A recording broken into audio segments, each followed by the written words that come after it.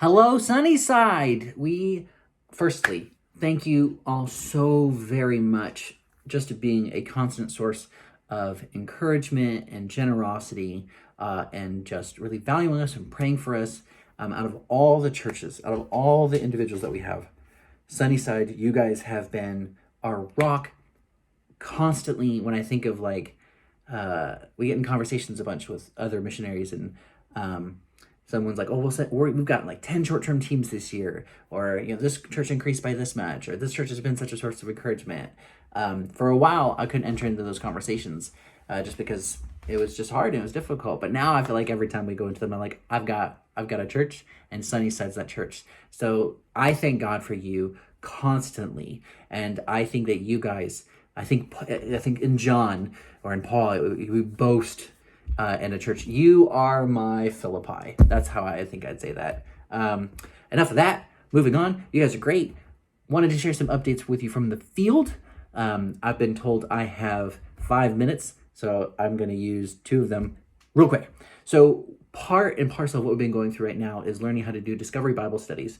Discovery Bible Studies is a process where we can take an individual and have them go out and ask and bring a group of people together, their friends, their family, co-workers, and we just study the Bible together. And by studying the Bible, we have some simple questions that we go through. It's a very entry-level, non-intimidating Bible study that can happen orally without having a Bible present. Just you share a story of Jesus, just from memory, or a simplified version of it, or you go straight into the scripture. You have the Bible open and you read the story together. The wedding of Cana is usually where we begin, because that's where Jesus' ministry began, and we just ask them reflective questions about it. The Bible as an original text was supposed to be meditative literature, and that's kind of what we're going back to here. Is we want people who have not been exposed to scripture, or who have bad experiences with it, to just sit with scripture and to think and ponder on it in a non-threatening, non-invasive environment that is safe for them, and this is the key, that they can then go and reproduce themselves. So safety, really important, that they feel comfortable and safe. There's no wrong answers, there's no dumb questions, and so they can interact at their own pace. This is, again, very introductory, and that they can then reproduce again on their own. This entire process begins with spiritual conversations. So this last year, we've been partnering with the church, Global Community Church, and the Equip Trainee Program. You will hear more about those in our letters, to have spiritual conversations.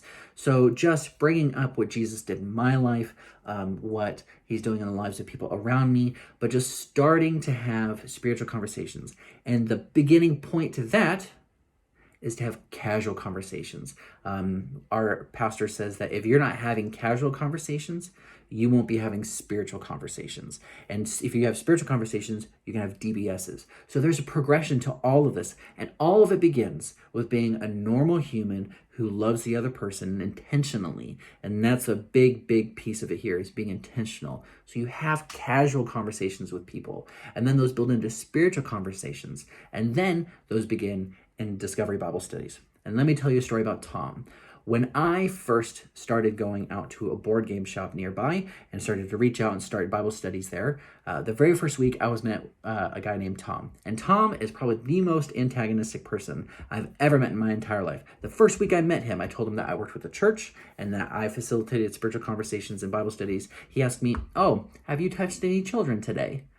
And I was just floored, and I felt insulted, to be honest with you. But I waited. I didn't take the bait, and I validated him as a person, being like, you know what? That's a reality in this part of the world, and that's sad. I am appalled by that, and I do not participate in that. And week after week went by. 3 weeks go by. Casual conversations, dropping in some spiritual conversations. It ends up him saying these words to me, and I'll never forget them. "I don't like the church, but I like you. And if there are more people who like you in the church, I'd probably go." And I just thought, that is a brick wall that just got broken open. So now, yesterday I had a conversation with him, and I asked him, "Hey, what would it look like for you and I to sit down and study scripture sometime?" And he said that he'd be open to it. God is moving here in England. We're bringing Jesus into their spaces. We're encouraging them. We're loving them. And God is surely on the move. My 5 minutes is up. More videos to come. I'm very excited about everything that we have to share for you. Talk to Jim. He has a little bit more information that he can share at his leisure and as time allows. Love you guys so very, very much. Can't wait to do another video for you guys. Be encouraged. You guys are amazing. Jesus is working powerfully through you, and I'm just so thankful. So have a great day. God bless.